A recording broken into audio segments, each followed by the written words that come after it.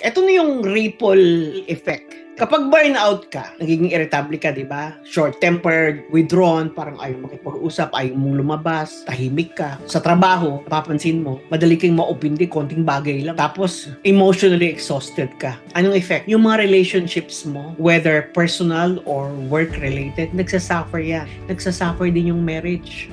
Kapag hindi ka marunong mag-pacing ng sarili mo, magkakaproblema. Again, double whammy. Bibigay ka, apektado yung inaalagaan mo, yung asawa mo, at ikaw din. So, double whammy. Paano kung may anak pa kayo?